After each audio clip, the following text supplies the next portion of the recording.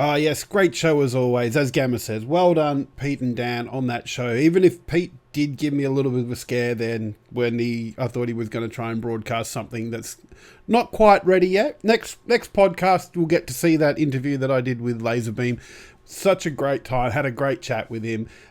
Looking forward to you guys seeing that. Or looking forward to seeing Free Guys as well, man. It's going to be such an amazing movie. But welcome, everyone, to this episode of Nuts and Bolts. So this one, we've got a little bit of a pre-recorded interview that Natty has done with Jess Bolden, aka JessGOAT. She is an amazing Valorant and CSGO caster. She's also a qualified criminologist, which she talks a little bit about in this. So I hope you can all just sit back, relax, grab a drink, grab a snack. It's dinner time somewhere. Like, it's come out to 6 o'clock here in Western Australia, so that's perfect dinner time. Maybe it's dessert time if you're over east, and I don't know, midnight snack if you're in New Zealand. But definitely kick back, relax, have a look, and enjoy this. I'm your host, Natalie Turner. Today we're joined by a great young talent from Australia, Jess Bolden. You may know her as JessGOAT. We dive into her esports career as a coach and caster, her qualifications in criminal justice, her personal branding, Rainbow Six Siege, and so much more. This episode was recorded prior to the cancellation of Rainbow Six Siege International, which we discuss later in this episode. Enjoy. How did you first kind of come into the video game and then the more FPS space? I think my first, and I am going to use the word addiction because it's one of those things that I think I probably was a tiny bit addicted to it in 2010, or rather just after. I just got back from India and I had settled down and Skyrim had just come out. Oh, yeah. And I remember thinking, oh my God, I'm pretty sure our computer can run this. My dad was, I guess, a little bit more progressive as a father. We had PlayStations growing up, we had games, he would partake in them as well. So for the most part, we always had a PC quite young, and I was like, yeah, I'm pretty sure our PC can run this. And I sort of taught myself to pull apart PCs, identify hardware parts and everything anyway. So I kind of understood what could or couldn't run. So I buy Skyrim, I begged Dad, I'm like, I want Skyrim. I really want to play it. It was the first year of year 11 for me. So it was probably a partially critical year, but I didn't seem to care. No. Gaming always takes precedence when you're a teenager.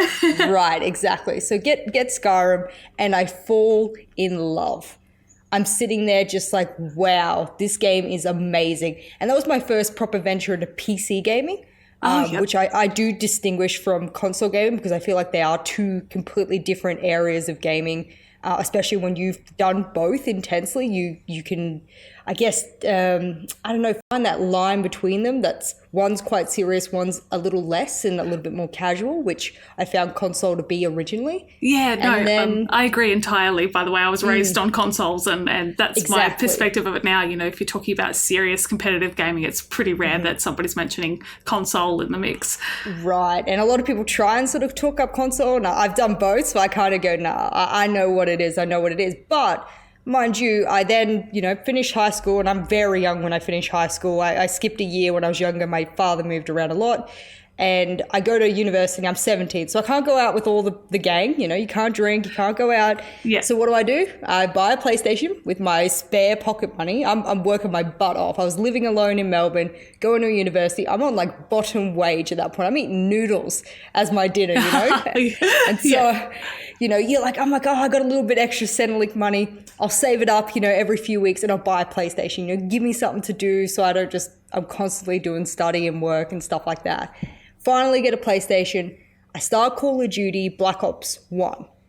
And that's probably when my true gaming addiction kicked off. Like it was intense. If I wasn't working or at university or doing like study, it was on Call of Duty consistently. I would not stop on that game. Even to the point when we got to Black Ops 2, I was Prestige Master 857 and I was playing pickup games online. Wow. Like competitively. Yeah. Wow. And it's interesting that, you recognize that was kind of the game for you as well, even though it was on console. You were like, yeah, no, this is it. And on it 24/7 pretty much, other than work in uni. Yep. Oh, man. Yeah, that's it's rare for people, I think, to identify like so early on, like this is exactly what I think my path is going to be in that kind of context. But you did mention it was, you know, a bit addicting for you. Was it something you had to monitor to make sure it didn't interfere with other things? It actually did affect one of my relationships during university, a serious relationship I undertook, and I was living with my partner at the time, and that was actually something that seriously affected my relationship. In fact, I would say that it was the downfall of it because of my gaming, my intense gaming, you know. When you work so much and you go to uni so much, the only spare time you have, if you're putting that into gaming instead of, you know, your partner or your friends or your family, then there's probably an issue. And I think I identified after a couple of years there was a problem. But I mean, you got to be careful with these kind of things. Oh, and that's what I always tell people. Yeah, no, I was very lucky. My first gaming addiction was Animal Crossing on the GameCube. And that was year 11 for me. And I was getting up at like 4 o'clock in the morning to go, you know, catch the fish that needed to be caught at that time of the day. So a little bit of a different kind of game, but nevertheless. You realise pretty quickly that like this isn't really sustainable and probably not great. And you know, I was still living at home at times, so folks were like, what are you doing? It's 4 o'clock in the morning.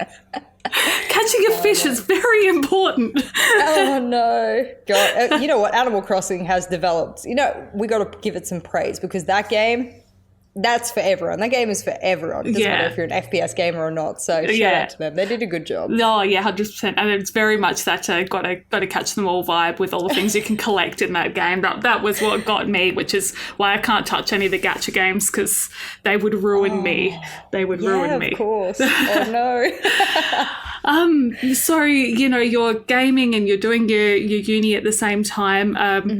So obviously you successfully completed your degree because, you know, everywhere I see when I'm looking stuff about you on the internet is about your master's in criminal justice, which that's just crazy that I shouldn't say crazy, amazing that you have finished all that study and then doing all of your, you know, casting and stuff on the side.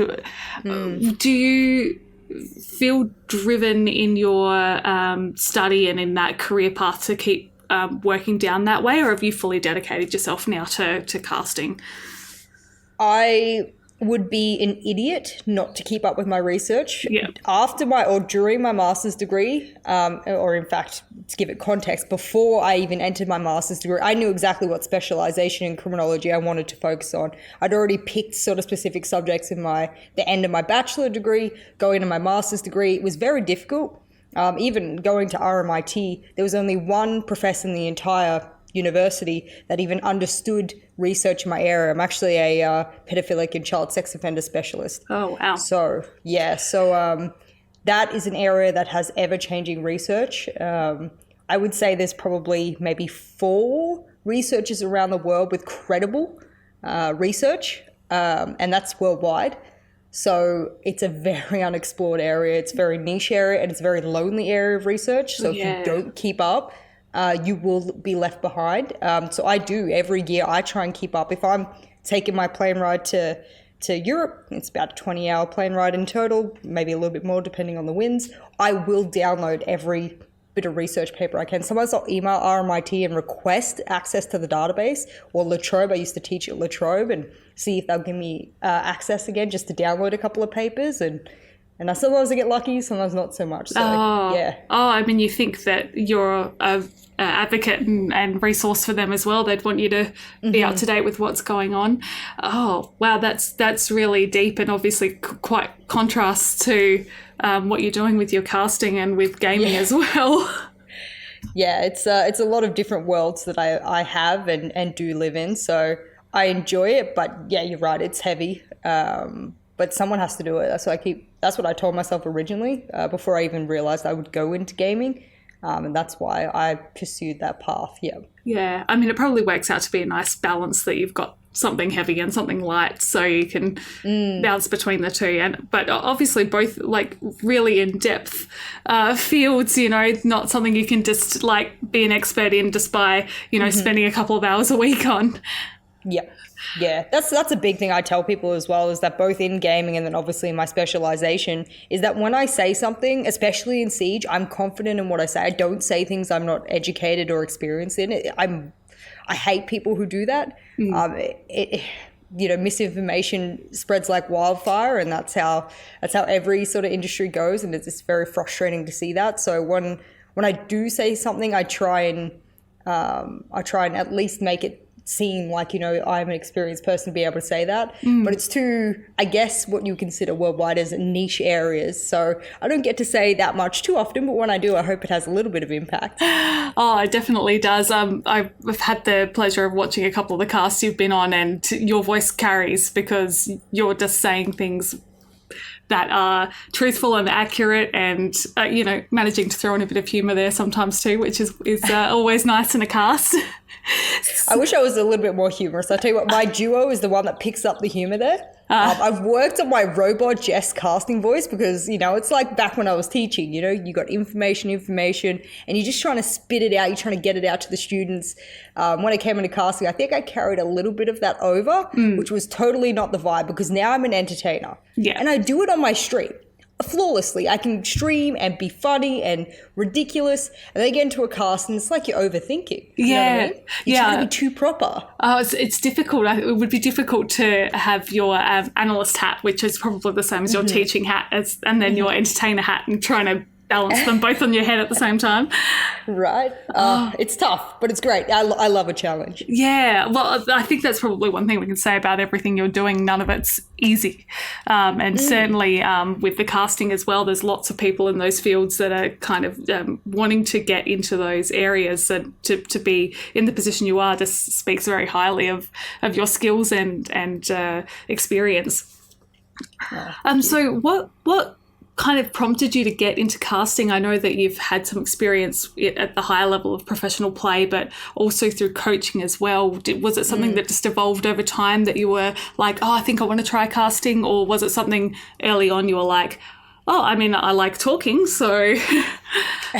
Yeah, I remember when I was first playing competitive in Australia, before I'd gone and moved anywhere in the world other than Japan, sort of growing up and stuff, I sat down and I was playing competitively, and it was one of those moments where between both my bachelor and master's degree, I wanted everything to do with the Siege community, because I had moved over from Call of Duty during the middle of my bachelor degree, and I moved over on console because my entire team who was with me with Black Ops, they moved over.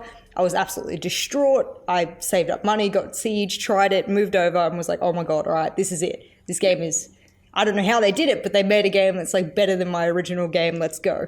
Yeah. So I moved over, and then 6 months later, not even, I reckon I moved to PC really quickly because I realized that's where it is. That's where you got to be. And then I just jumped into everything Siege competitive. I tried to watch as many competitive games as I could. I jumped into casting with guys like Infi and Ewok, who's been casting like Southeast Asian Pro League for like as long as I can remember it even being a thing. So I put my hand up for everything you could. I volunteered for everything. Whether it was adminning stuff or managing teams or being a competitive player, casting games, observing games. I've done everything that you can do, at least the lowest level. I wanted in, and so I tried it. And after having a few of those casts, I realized that, yeah, I mean, I think I can talk over games. It might not be the best, but I think I can do it. And then, yeah, I did some CSGO stuff, some really low-level CSGO stuff as well. I like CSGO naturally, FPS game. And then when I moved to Germany as a professional coach, that's when my name really blew up. So it became quite easy for me to, get picked up by Ubisoft for certain events around Europe. And I was on the analyst desk. My first ever analyst desk was at ESL Prem in the UK in Manchester. And I'd worked that. That was my first desk. And then I worked in the Netherlands for the Benelux finals as well on the analyst desk with Zeronic. He was a big analyst name at the time. And then kind of from there, my name just kind of blew up a little bit more, I guess, in the talent sphere. And it just became opportunity after opportunity, kind of like little stepping stones for me, I think. Yeah, all that comes from applying yourself and being, trying to get your fingers in everywhere, which is really great. I did want to ask about the coaching, is that something that, they just advertise for roles and say they're coming up and you're just like, oh, I'll do it? Or is it, a friend of a friend and there's an opportunity? How does it tend to go? To get into a pro team is so difficult that my story is ridiculous. All right, let's hear it. Let's hear it. It's honestly a very simple story, but it's ridiculous. No one in the Australian scene believed me. And I don't blame them. I actually don't blame them for not believing me until it was announced on the Penta page. But I was actually finishing my first or second subject teaching at La Trobe. And I said to my father something to the effect of, I kind of feel like I'm getting into the depths of my career. If I'm going to be teaching in university, I'll have to get my PhD and, become a professor and blah, blah, blah, all those kind of things. I kind of feel I'm getting too deep too quick. I was like 21, 22 at this time. And I said, I'm the youngest in the law faculty, and I kind of feel I haven't done the other things I wanted to do. I want to travel more. I want to learn languages. I wanted to volunteer more. Like, I was feeling maybe a little caged in. And so he said, yeah, well, you always have your degrees. Why don't you go live overseas and learn language? And I was like, oh, that seems a bit extreme. And he goes, no, you should do it. And I'm like, all right. So your dad sounds amazingly supportive, by the way. I love him already. He is an adventurer at heart. He's probably the entire reason I can't stop learning everything. So shout out to him. Penta puts up this post on Twitter, we're looking for an analyst, blah, blah, blah. And I was like, oh, stuff it, whatever. Like, I want to move overseas anyway. And this was just like a, back corner, just going, I'll just quickly apply, throw in some stuff.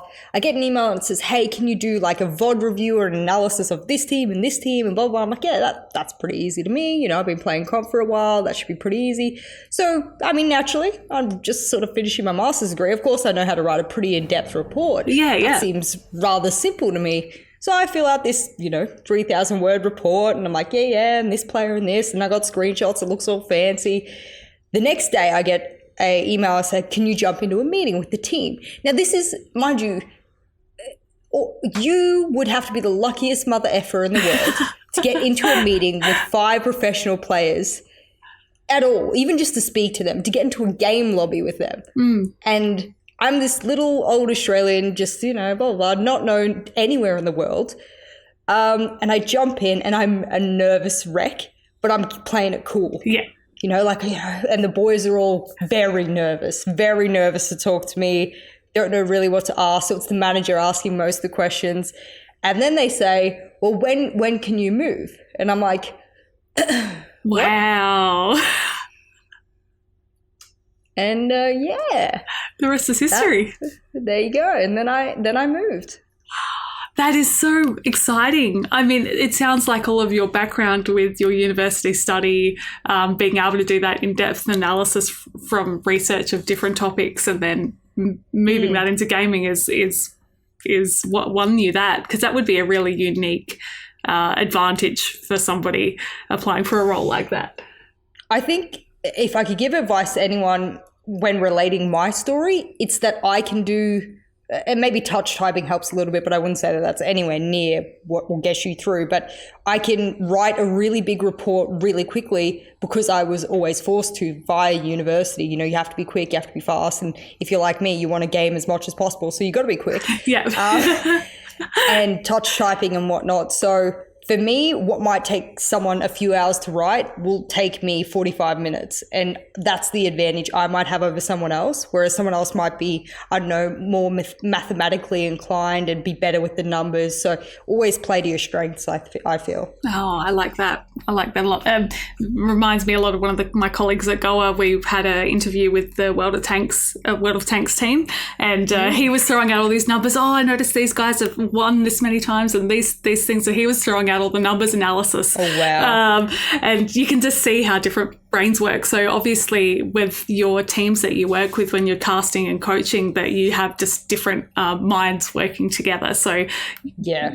So tell me a little bit more about your first time living overseas and coaching. It's maybe a broad question, but obviously there would have been a little bit of a language barrier moving to Europe. How did you find moving into the new environment and then having to learn a language on top? I was very lucky that Germany was my mainstay because a lot of Germans have English in school. So like France or Italy or what have you, where English is not widely spoken. I was very lucky because Germany is one of those countries that idealizes the English language as at least a second language. Yeah. So I was lucky all of my bosses could speak quite good English. My team had already had to convert to English comms because 2 of them were French, 2 German, we had 1 Hungarian. So all of them had to speak English to be in the team together anyway. The accents were a very difficult part of being a coach, especially when our in-game leader was French. Oh, yeah. That made it very difficult for the other players as well alongside me. We would speak about how he would need to speak slowly and clearly. That's things that English-speaking teams don't have to worry about. I'm trying to help this man articulate his words, let alone what those words actually are. So it's very complex training with these players. And I guess when I got there and I moved to Germany and I was living in the gaming house there. I mean, I was this young woman living on her own in a gaming complex, barely with a lock on my door because the whole gaming complex was just like this multi-section area. And most of the time I'd be by myself and then I'd stream at night and I'd work during the day and I'd sit in on their scrims and everything. But I don't know, maybe I was crazy to do that. I looking back at it now, if I had heard someone else had done that, just moved to some random place in the southeast of Germany to live in a gaming house and be the, Fork's mother of 5 young men. I mean, I don't even know. I think it takes a bit of confidence, but it sounds like from your background, being so highly regarded in the fields that you were at a younger age, you probably had to deal with being confident moving into new situations. It's funny you say that, actually. Probably the biggest and most humbling moment was my first day teaching at La Trobe, and one of the students thought I was another student because most of my students were older than me, I should say. Yeah. And so when I walked in and I set up and they said, "Are you our tutor?" And I'm like, "Yeah." And they're like, "Oh." I'm like, yep. So anyway, and I've never been pulled down 10 pegs so quickly with the face that man pulled at me. I have a little bit of shared experience. So I used to teach at uni too, but it was mostly for clinical placements. And yeah, you'd get a student that was, 10, 20 years older than you. And they know how to make you feel bad about being accomplished for your age. It's terrible. Yes. I don't know what it's about that makes them feel, I don't know, there's some inferiority there or something to that effect. But I've never tried to fake confidence more than when I taught at university. That's probably brought me up tenfold, I think. Oh, I think it's something we all deal with, good old imposter syndrome as well. You just got to work through it as best you can. Exactly. And obviously lining up with this podcast as well, you were talking about how you mostly work at night just because that works with your schedules a little bit better. How do you go adjusting with different time zones and schedules like that? Do you have a set more night cycle than day cycle? Being stuck in Australia, obviously with the whole COVID thing, I should have been back in Paris where our studio has been built. When I signed my contract, let's be honest, that should have been done almost a year ago. I should have been back there. And in fact, I've been away from my partner for almost a year. Actually, it's been a year exactly that I've been away from my partner. So it's one of those things that's forced upon you and you have to make a very quick decision as to how you're going to adapt. Yeah. I like I said, I love a challenge. Nothing more challenging than having your work turn around and say your work hours in your time zone are midnight to 8 a.m. And you're like, that's pretty brutal. Those are brutal hours. Not going to lie to you. I love staying up late gaming, but that's intense. And then you try and work out, okay, well, if predominantly my work hours are going to be this, Monday to Friday, what's the point in me having any other sleep schedule than this? Yeah. If all of my fans are from Europe and NA when I stream, then what's the point of me streaming to hours they're not going to be able to watch? So I made the executive decision to go see a doctor. I explained the situation to him. I was prescribed, I between 50 to 100,000 micrograms of vitamin D every month. I take a huge dose every month. And I sleep with earplugs. I take certain sleeping aids to get to sleep. And that's how I live every day. So, wow. Yeah. Oh, I mean, it would probably be a relief when you manage to get back to Europe, because you'll be on the at least a day cycle there. That'll be insane. When I say I don't know what the sun looks like, I've taken some really good breaks, and I like to go adventure on my own. I like to go on my own holidays or go camping or whatever. So that's not to say that I don't try and go out in nature, but that will be, I don't even know how to explain that to you. I've lived in the dark for so long now, I just don't know. Oh, so how long has it been for now? It's coming up a year. Oh my It's coming up a year. goodness. I've worked night duties in my life, but never more than 5 in a row. I can't even fathom a year of that kind of schedule. But obviously you must love what you do, I love it enough. Yeah, I wouldn't do this if I didn't have a passion. I could just go into criminology whenever I want. I think that's the one thing I tell people is I wouldn't be here trying so hard when I have such a good backing behind me. You know what I mean? So it's got to at least present some kind of passion for gaming, and it kind of seems a waste. I have over 5,000 playing hours in ranked alone. That's not counting how many coaching hours, scrim hours, competitive hours, because you can't count those that I have in this game. What a waste of a brain full of, awesome information about a game that is so incredibly complex. I mean, if I give my brain to someone else and then, toggle off and go do what I want, sure. But that's it. It's stuck in my head. I think I've got to use it. And so I did. Yeah. And and plus you can't lie about it. I'm not going to lie about it. The money's pretty damn good as a talent. So. Oh, that's good. That's I think something unique in the esports arena at the moment when you hear about somebody actually being paid at least anywhere near what they're worth, especially for you when you've got, other career options that could be, paying reasonably well. It's nice to hear that they're making it worth your while. Yeah, and a lot of people don't like to talk about money in esports, and that's their prerogative. But I've always been super open because I know how lucrative it can get. I know how shady it can get because people don't have certain expectations. So I'm always really open. When people ask me about money and tell it, I tell them straight away. Oh, no. It should be transparent. Oh, no, I completely agree. Creates an even playing field for everybody to be aware of what they should be maybe entitled to that they're currently doing. A lot of people are doing for free. It's crazy. Yes. Crazy. I might take you on a little tangent if that's okay. There's obviously been a lot of news recently in the Australian esports scene about match fixing, and I'm not sure if you've seen all the recent developments around CSGO with a lot of new players coming under investigation and being suspended until those investigations come through.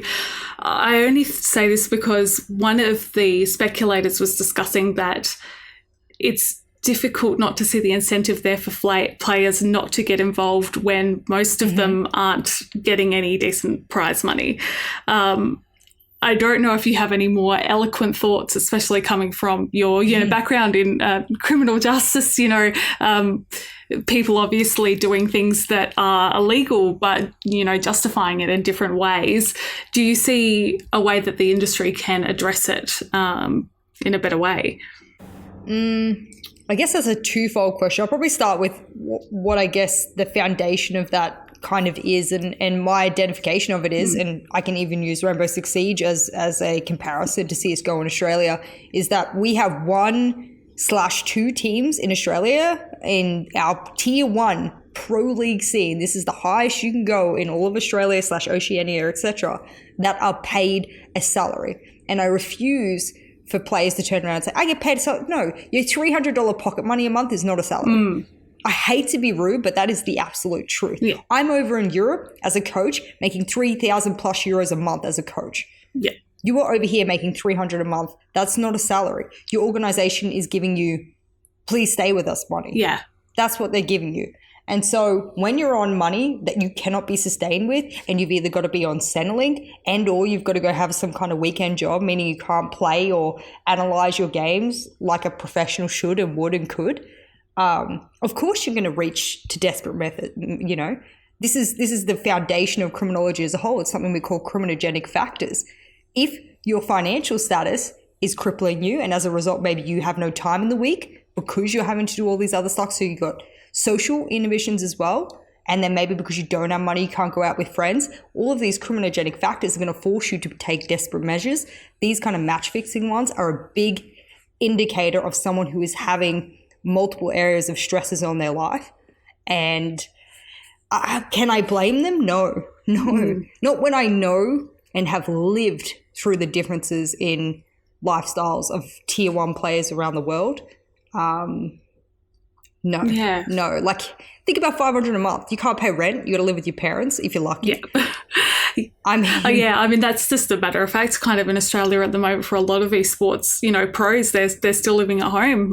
The idea of having their own place that, them not being supported by somebody else is just not a possibility at the moment. I feel so incredibly bad because it creates a twofold situation. One, Australian Rainbow Six will never be taken seriously because the players can't get better to show they could be better because they don't have the resources, the time, the whatever it might be. And then conversely, no one will pay them because they're not better. Yeah. Do you know what I mean? It's chicken just or the this egg. circle. Yeah. Exactly. This huge vicious cycle that's going to persist. And so I can see how it culminates in match fixing or getting money some way, somehow. I can understand that. Do I agree that you should commit a crime to try and get around things? Probably not. No. But I understand how it gets to that.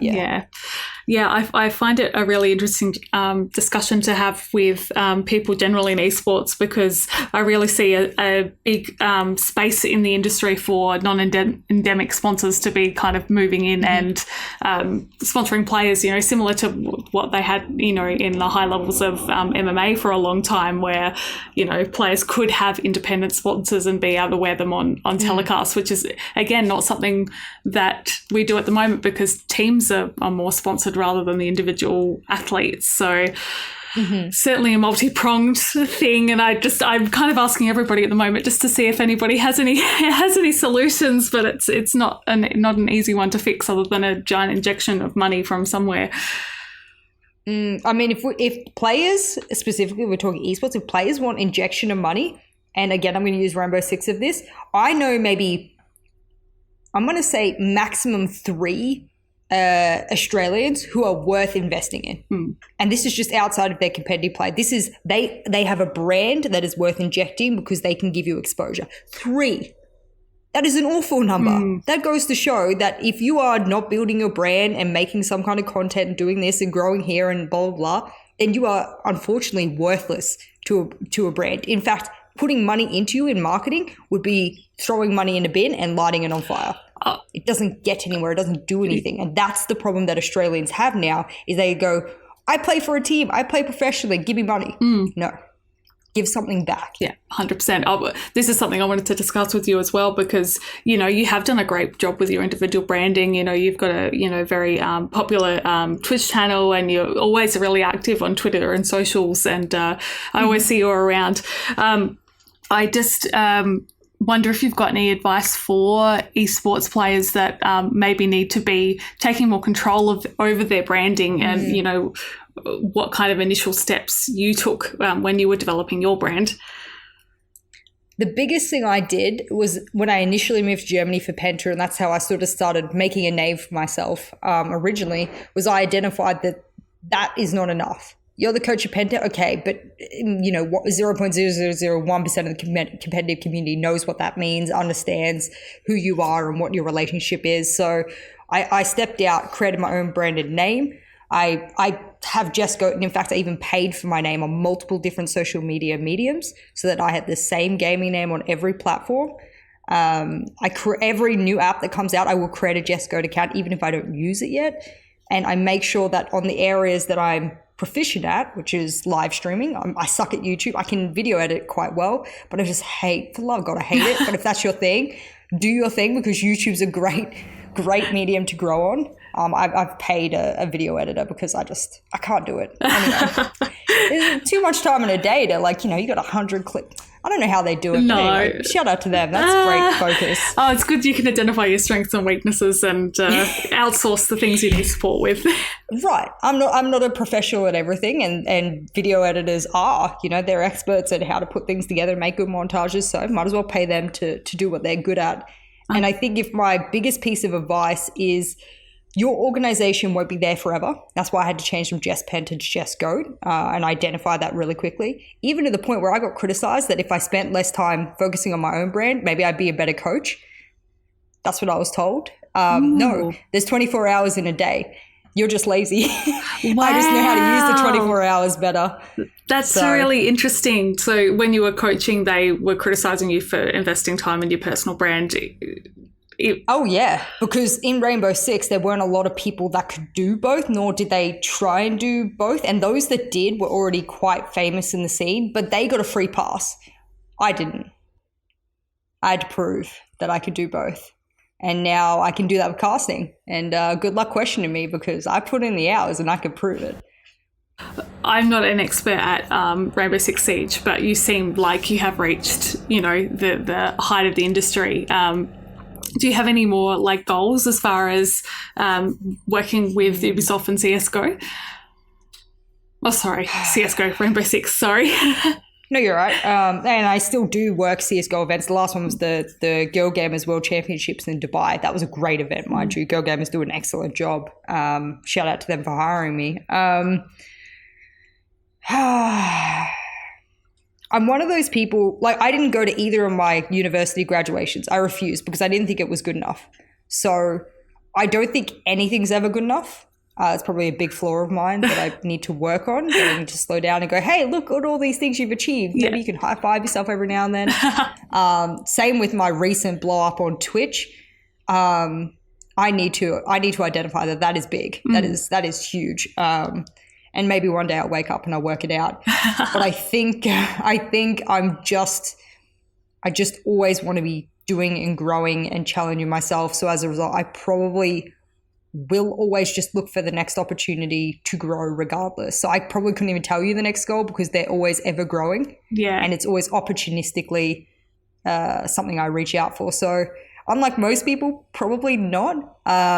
Hey, you know what? I'll come up with a one that we can tangibly talk about. I want to be one day as a color caster nominated for the esports awards. Let's say that. Oh, heck yeah. I already got one award from the Game Her Awards as color caster of the year 2020. Now I want the esports awards. Let's say that. Yeah, I like that. That's a good one and totally achievable. We'll get you there.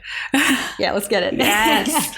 I know what you mean though, and it seems like esports is very much one of those industries where it is opportunistic, being in the right place at the right time, and obviously having all the backing of your previous experience and your hard work to be able to seize it when it comes up. So just a matter of identifying them as well. Yeah, I mean, you got to be proactive in esports. Nothing ever gets given to you on a silver platter unless you have really good networking. I've seen people just jump tenfold from networking alone, and that's a great strategy. If you've got the networking, go nuts. I wasn't that way. So I don't know. All I could say is if you want to grow, you have to just, every single little thing you can learn. I'm learning about production. I hate it. I'm learning about production because if one day my bosses face and stuff, they reach out and they go, well, for this event, we've got all this, but do you want to come in and help us produce A, B, C, D? Boom. I already now have producing. I even volunteered at my local radio station for the community radio to learn how to talk on radio recently. Oh, wow. I'm telling you, if there is an opportunity and I can sniff it from a mile away, you guarantee I'm involved. That's it. Do you sleep? Not very well. Probably comes from the day-night cycle shift, but you're just taking opportunities when they come up. Oh, yeah. Oh, that radio thing's really good. I had no idea how complex it was, I'll be really honest with you. So that's a nice little wake up to go, actually, radio is really hard. So good on them. Oh, yeah, 100%. I had the opportunity to go to one of our community radio stations in Adelaide, and just, that board with all the buttons and all the sliders and all the everything. It's and the timers and the segmentation of the show, a 1 hour show even. Oh, I don't know how they do it. Oh, it's just another skill. Like, imagine all the hours you've put into Siege. Right. Then you put that into learning that, you'd be on top of it. Oh, true. Good. I think it's amazing. I do think it's amazing. There's so many different industries that have just such amazing roles in it. I'm very sad I won't ever get to do them all. So, yeah. Oh no, that's so good. I didn't really have anything else I wanted to, officially cover off with you or talk about, but I'm not sure if there's anything else you wanted to talk about. I mean, we can chat a little bit about the Six Invitational, the World Championships coming up.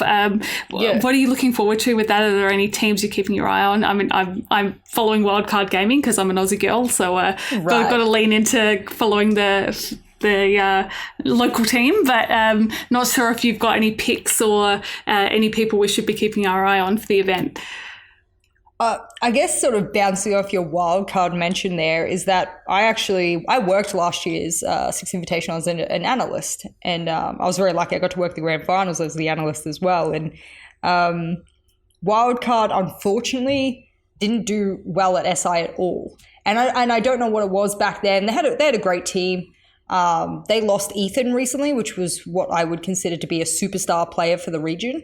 And they replaced him with a player that, I was lucky to also be part of the recent Oceanic finals and stuff, and he played really well, the replacement. So that's Vince here, isn't it?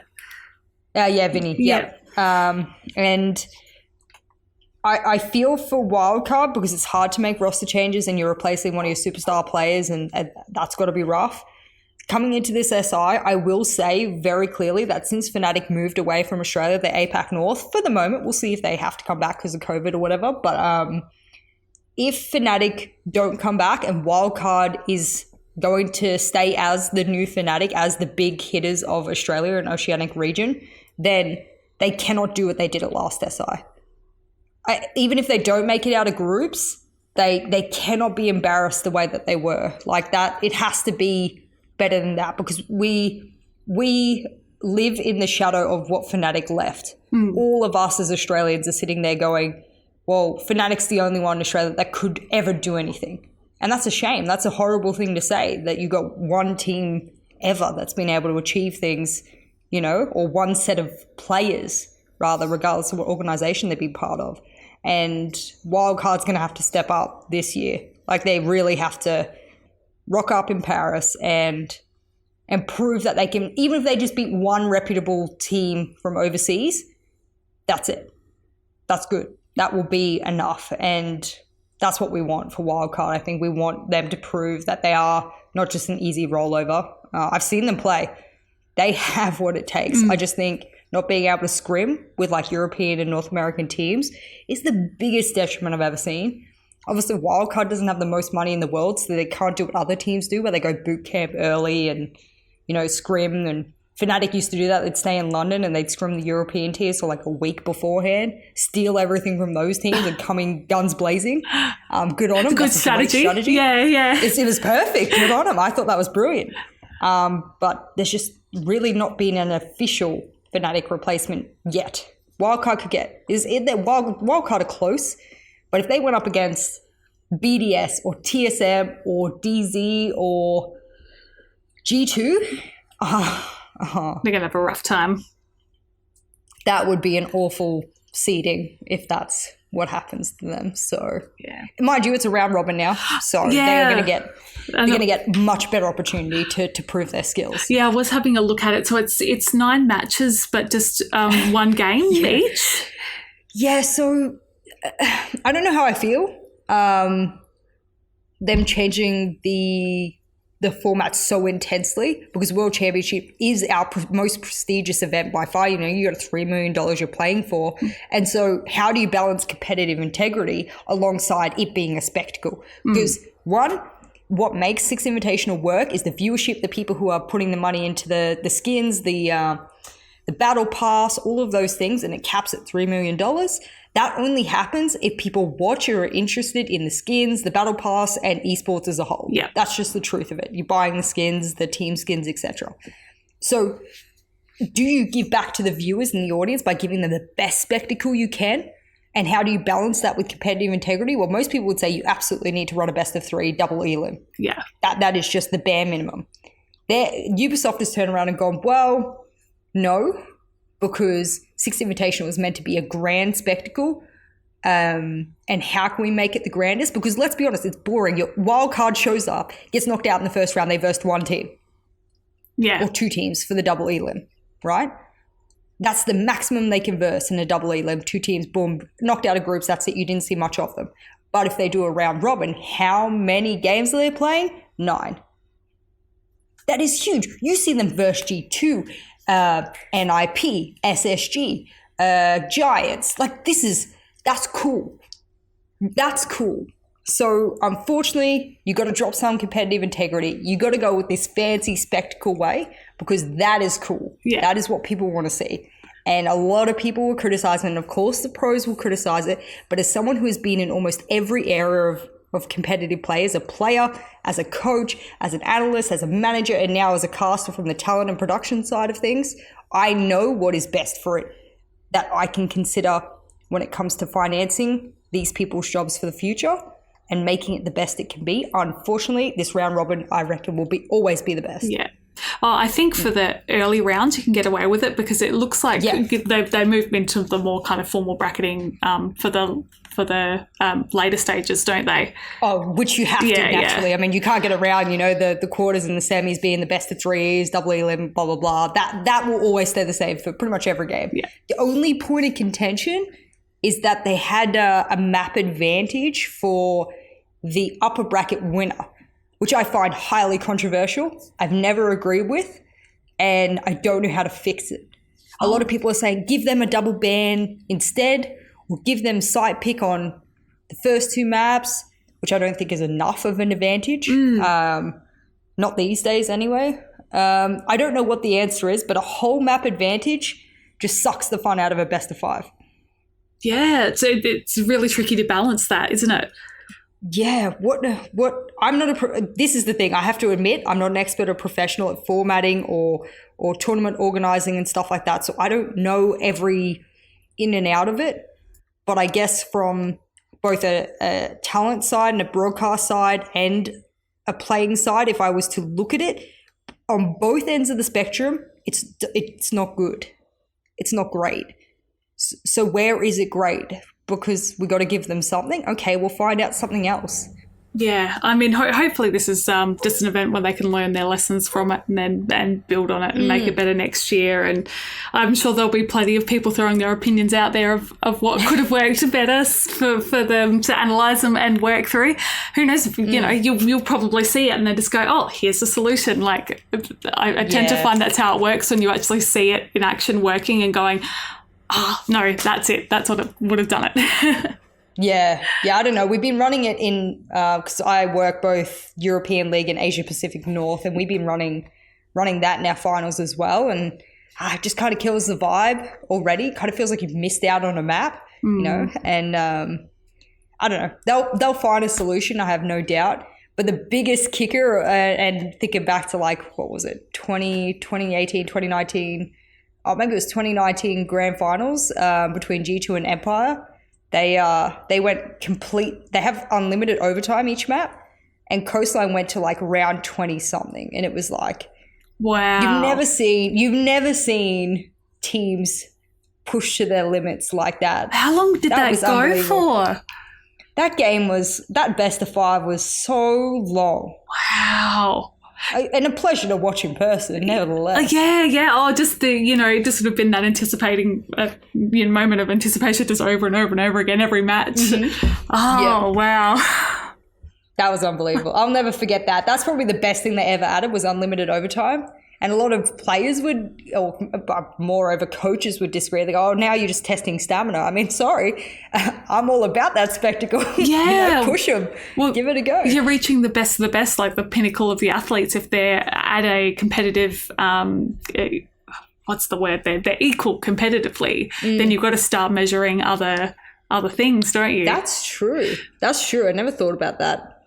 Yeah. And that's probably a good conversation to think about. Yeah. And a coach of Rogue actually recently brought that up. He said, I don't believe best of fives are good because best of threes actually tell you which one's the better team. He goes, after a best of three, you're just measuring stamina.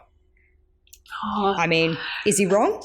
I think a little bit, but is he right? Yeah, also a little bit. Yeah. So it's how you identify that, I guess. I cop a little bit of flack from some of my friends because I call people who are, at the high levels of esports athletes. Like, they are 110% athletes. They work, they train to compete. But I think a lot of people negate the physical aspect of how long you maintain your mental and physical concentration for that period of time. So, yeah, that's always something I find really interesting. But to each their own. Everybody's going to find something different to like or dislike about esports, just like any other sport. So, yeah, I guess in all of my official research, I've always called them cognitive athletes. Kind of separated them from physical athletes. So I refer to them as cognitive athletes. And I don't know, how many calories do they burn in every hour of intense play? It was something ridiculous. Yeah. Last research I read. And I thought to myself, oh, Jesus Christ, is this how much I burn in playing ranked? Because I'm a try hard when I'm in ranked. I'm like, am I streaming myself burning this much calories from me trying to try hard in ranked? I was like, that's ridiculous. Oh. This is the other thing I discuss about with my friends. It's okay, I can have a little bit of sugar if I'm going to be playing video games because my brain needs the glucose. Yeah. Yes, that's the truth. That's not a lie. That one's factually and scientifically true. Yeah, 100%. All right. Well, thank you so much for joining me. This has been wonderful. Do you just want to give a quick shout out of where people can find you if they want to follow up more about what you're doing and your streaming and all that stuff? Well, my gaming name, or tag rather, is JessGOAT, GOAT. No, it doesn't. It's not referring to the animal. It stands for greatest of all time and is absolutely the most ironic name I could, give myself out there. So you'll find me JessGOAT predominantly on Twitch. That's where most of my followers come from. Twitter as well. I have an Instagram that I'm really bad at keeping updated. And then if you want to see my chronological stuff, I'm sure if you search Jessica Bolden, you can read all of my documents across the internet. But yeah, that's how you guys will find me. Excellent. Oh, thank you again so much for joining me. It's been just an absolute pleasure. Thank you. What an amazing chat there that Natty had with Jess Goat there, or Jess Bolden. So it's such an interesting cross section of where her studies took her and where she is with her casting and coaching and all that sort of stuff. It's fascinating to hear her experiences there. So if you're in Twitch chat at the moment, I've just chucked her link in our chat there. Please go and follow her. Such an amazing person. You really do need to go and check her out. As you would have heard at the beginning, it's been a little bit of time since that interview's been conducted. That interview was actually conducted way back at the beginning of the year in January, and since then she's done a whole heap. She's been crazy busy with all her casting gigs. So in January she started working some lower tier Valorant gigs and finished the Pro League finals for Rainbow Six EU and APAC North. So EU obviously Europe, APAC is Asia Pacific. February, she was involved in the Rainbow Six Siege World Championship the Six Invitational got delayed, and she was one of the top 5 Rainbow Six streamers partnered by Ubisoft. That's crazy. That's top 5. Is just amazing work there. She's continued to do her casting.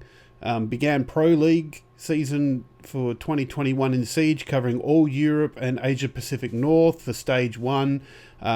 Continued doing some Valorant events as well.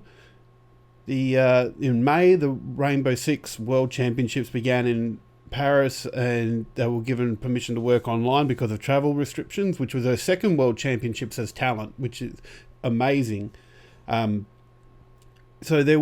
he does say here that found out that the visa was approved and can move to Paris in time for Rainbow Six Stage 2. So in June, she packed up and headed off to Europe, and also became a Tier 1/2 Valorant analyst for the VCT European circuit, And in July, one of the biggest analysts in the world for Rainbow Six Siege, multi-game talent as a professional analyst in both Rainbow Six Siege and Valorant. So it's crazy. She worked every day of July except for 2 days, and one day she was getting a vaccine and the other day she was packing to move to Europe. It's such a crazy time for her. And if, like I said, if you're not following her already, go and follow her. Crazy good.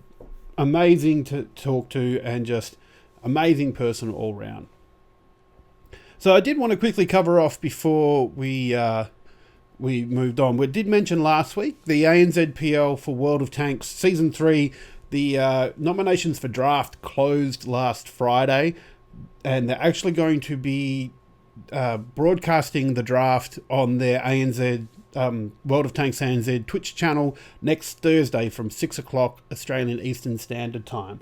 So it's going to be a really interesting sort of thing. Like the way that the ANZPL works with their state-based teams, and even like more location-based teams, I should say, because New Zealand's also involved. And just seeing how they pick their players will be really amazing. And that's hosted by Jay Rated and Vondel from Wargaming there. And will just be amazing. So if you're around 6 p.m. Australian Eastern Standard Time, Thursday the 12th, check that out. It should be amazing. But thank you all so much for watching this episode of Nuts and Bolts. We'll have more esports news for you coming next week.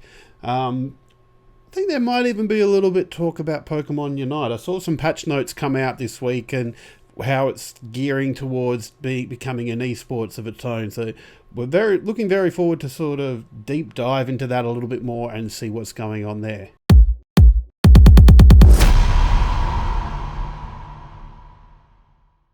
Thank you so much for stopping by to watch this video. If you like what you're seeing, why not check out this video here? Or if you really like us, drop us a subscribe.